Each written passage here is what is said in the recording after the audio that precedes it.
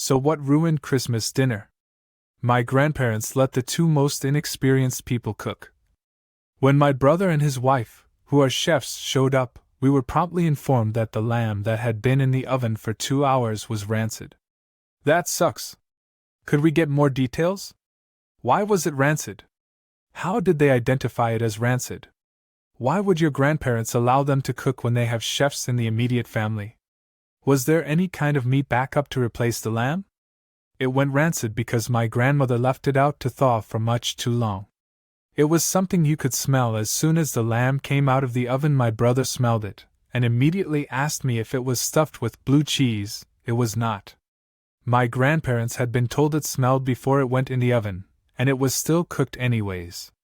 My grandmother did not trust that the non-chefs could smell rancid meat, and barely believed it was rancid until my brother was almost forced to try a bite. The reason the chefs were not cooking is because we knew they would be late, and we figured we could let someone else cook for a change, but that obviously ended up well. My cousin and I ended up finding some salmon and chicken, so we cooked that off for our replacement meat. LOL. My cousin overdosed on Fent on the porch, passed away right there, and wasn't discovered till it was too late. Ruined the evening. Holy crap. Sorry for your loss. Thank you? The host's stove broke Friday evening. Christmas dinner never got off the ground to begin with. Our stove and hob are both electric, and both turn off if the fire alarm goes off. About 5 minutes until the meal was ready, the alarm turned on and refused to turn off. The problem was, those last 5 minutes were crucial for cooking the duck. Eventually we just had the sides as a meal and they were fantastic. My husband is an excellent cook, but he's a bit of a perfectionist. He seemed put out that things weren't nicer. My family put nuts in or on almost every dish. Even the turkey had a nut glazing. I'm allergic to nuts. And they know this. They are the worst.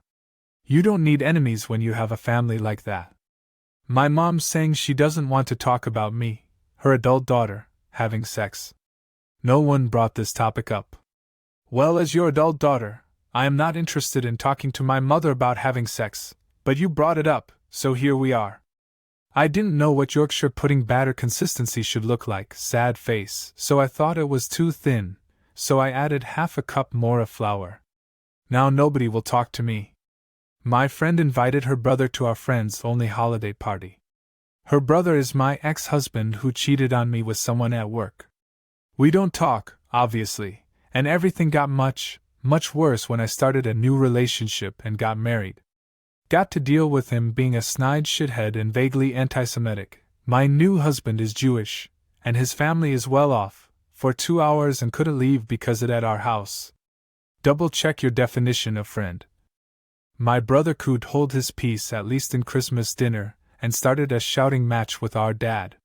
Yeah, they don't stand each other, but my brother makes zero effort to get a job or move elsewhere, and it was freaking Christmas Eve.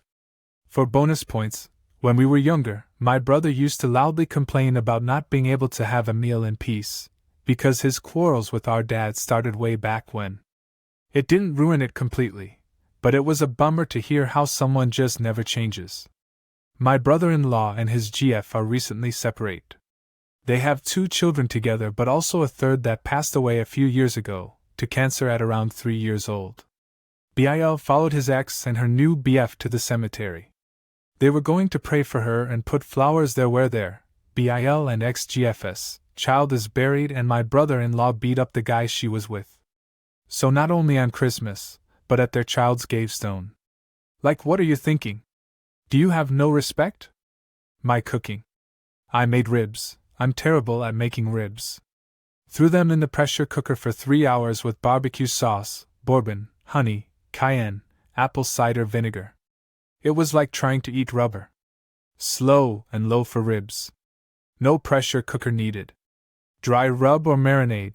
Keep it 250 to 275 until it starts pulling back from bone and tender. Put sauce on it, and blast 400 to 450 for like 5 to 7 minutes. You cannot go wrong. My little cousin had her first wiggly tooth. She showed us all how wiggly it was and was playing with it in her mouth. At some point during dinner it came loose and fell out, but it started bleeding. She was freaked out and didn't know what to do, so just kept her mouth closed, filling up with blood. Until, that is, she had to sneeze and blasted droplets of blood all over the 4 people closest to her with the most powerful sneeze I've ever seen.